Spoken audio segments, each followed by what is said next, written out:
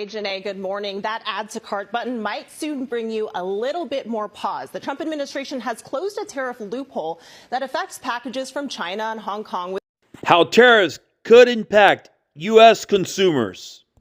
This is Alexander News Show. Watch this. To the U.S. trade war with China, another round of tariffs taking effect this week. The U.S. consumer expected to raise prices on so many of the relies things we on buy. China up to Beijing 90% says that it's, quote, for all of evaluating its possible trade consumer talks with the U.S. needs. after the U.S. reached out multiple times. And it could be higher than that. There's still that. a long way to go, with China insisting that Trump first eliminate that whopping 145% tariffs on Chinese goods. ABC's Christian Cordero is here with more on some of those changes that we could see. Christian, good morning. Hey, Janae, good morning. That add to cart button might soon bring you a little bit more pause. The Trump administration has closed a tariff loophole that affects packages from China and Hong Kong with a value of $800 or less. That's some 4 million packages shipped to the U.S.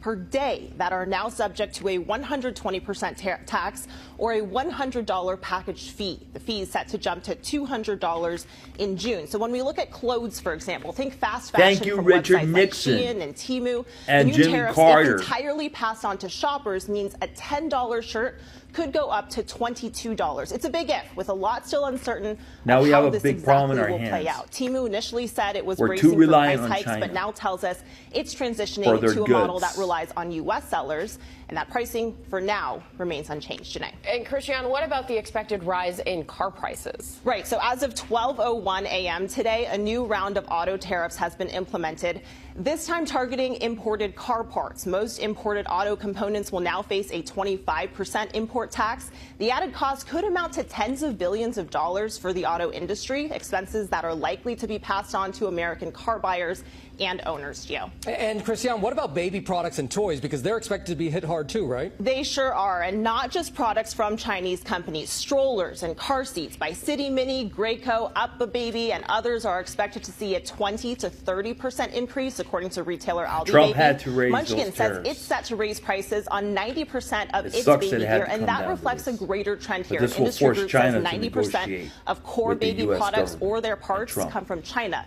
You mentioned toys. 80% of the toys we buy come from China.